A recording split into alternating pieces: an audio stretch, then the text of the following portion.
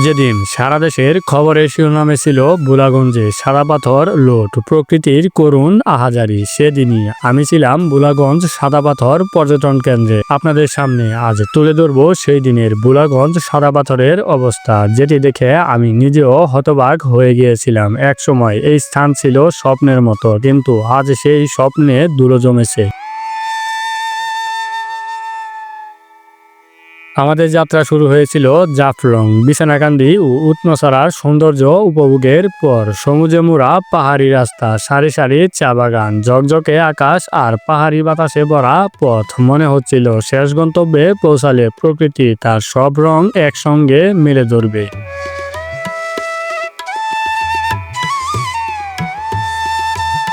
Bholaganj parking স্পটে পৌঁছে নদীর পাড়ে মোটরসাইকেল রেখে প্রশাসন কর্তৃক নির্ধারিত 800 টাকা দিয়ে যাওয়া আসার জন্য নিয়ে নিলাম একটি নৌকা। নৌকায় বসেই দূরের ওই পর্যটন স্থান দেখা যাচ্ছে, সাথে দেখা যাচ্ছে ভারতের পাহাড় ও স্বচ্ছ পানির জলধারা।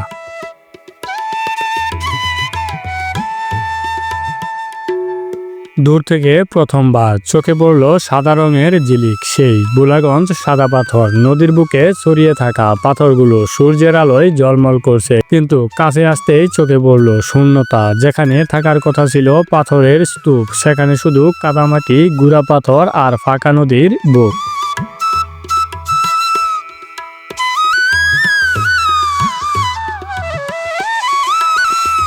এটা নিয়েই নিউজ করছে আমাদের নরসিংদীর কৃতি সন্তানেরা, যারা ভোলাগঞ্জে সাংবাদিকতার কাজে নিযুক্ত। তাদের সাথে মত বিনিময় করে আমরা চলে গেলাম একটু সামনে। তখনও জানা ছিল না এটাই কিছুক্ষণ পর হবে দেশের টপ নিউজ।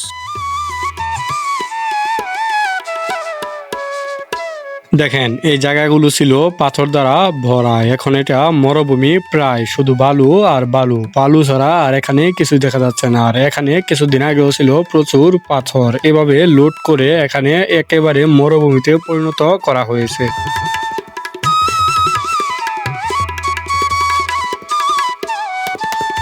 দেখুন, এখানকার পাথর চুরি হলেও চুরি হয়নি পানির নিজস্ব গতি, সে তার আপন গতিতেই চলছে। এ যেন এক সমুদ্রের ঢেউ, এখান দিয়ে হাঁটাই হয়ে যাচ্ছে মুশকিল। দেখেন কত কষ্ট হচ্ছে আমাদের হাঁটা। এই পানিগুলো নেমে আসছে ভারতের পাহাড় থেকে, ভারতের ঝর্ণাতে সৃষ্টি এই পানি, তাই এই পানি অতি ঠান্ডা, শীতল হয়ে যায় শরীর। কিন্তু তার আশেপাশে তাকালেই বোঝা যায় কি পরিমাণের ক্ষতি করেছে পাথর লুটেরা এই পর্যটন কেন্দ্রে।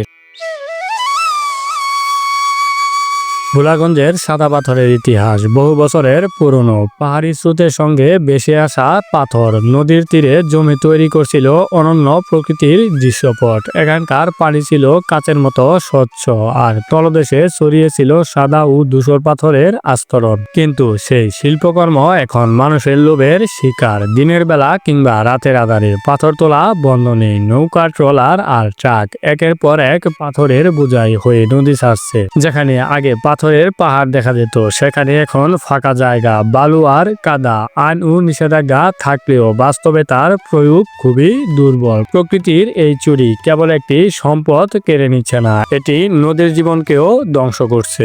ভোলাগঞ্জ এক সময় ছিল পর্যটকদের আকর্ষণের কেন্দ্রবিন্দু। দূর দূরান্ত থেকে মানুষ আসতো এই সাদা পাথরের রাজ্য দেখতে, কিন্তু এখন অনেক পর্যটকই বলেন আগের মতো টান নেই। যেখানে পাথরের সঙ্গে জলরাশির খেলা দেখার কথা, সেখানে এখন শূন্যতা আর ধুলো। তবু আশা আছে, প্রকৃতি নিজেকে পুনর্গঠন করতে পারবে যদি আমরা তাকে সুযোগ দেই। পাথর উত্তোলন বন্ধ করা, বিকল্প জীবিকার ব্যবস্থা করা, আইন কার্যকরভাবে প্রয়োগ করা, এগুলো করলে ভোলাগঞ্জ আবার তার আগের রূপ ফিরে পেতে পারে। আমাদের দায়িত্ব শুধু বুক করা নয়, প্রকৃতিকে রক্ষা করাও।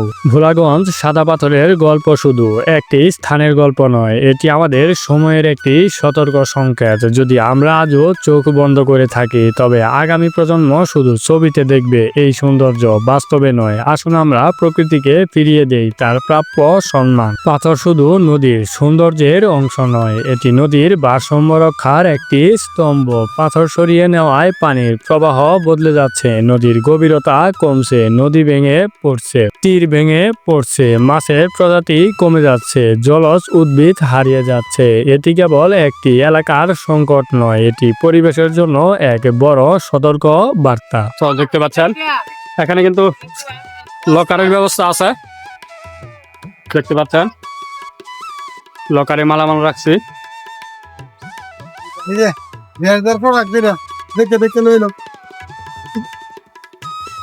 এখানে প্রচুর পরিমাণে পাথর লোড হয়েছে, তাই বলে এই না এখানে একেবারেই কিছু দেখার নেই। আপনারা দেখতে পাচ্ছেন এখানকার যে দৃশ্য সেটা দেখতে অসাধারণ লাগতেছে, কিন্তু কিছুটা সামনে গেলেই এই মাঠটাকে দেখা যাচ্ছে দুদু মরুভূমির মতো, কারণ এখানে প্রচুর পরিমাণে পাথর লোড হয়েছে। তবে বুলাগঞ্জ থেকে বেশি পাথর লোড হচ্ছে জাফলং এ, যেটা আজকে সকালে আমরা নিজ চোখে দেখে আসলাম। সেখানে এর চেয়েও শত শত গুণ বেশি নৌকা পাথর লোড করতেছে, যেটা দেখার মতো কোনো প্রশাসনও সেখানে নেই। আর সেখানকার লুটপাটের দৃশ্য দেখে আসতে পারেন আমাদের জাফলং পর্বের ভিডিওতে। সেই ভিডিওটি পেয়ে যাবেন এই ভিডিওর ডেসক্রিপশনে, অথবা চ্যানেলটি সাবস্ক্রাইব করে রাখুন এবং চ্যানেল ভিজিট করে সেই ভিডিওটি দেখে আসতে পারেন। পাথর লুটের পরেও ভোলাগঞ্জের এই মনোমুগ্ধকর দৃশ্যটি দেখা যাচ্ছে, তাই আপনি ঘুরে আসতে পারেন আপনার পরিবার সহ কিংবা বন্ধু বান্ধব নিয়ে। কথা দিচ্ছি খুব একটা নিরাশ হবেন না, প্রকৃতি আপনাকে কোনোভাবেই নিরাশ হতে দিবে না।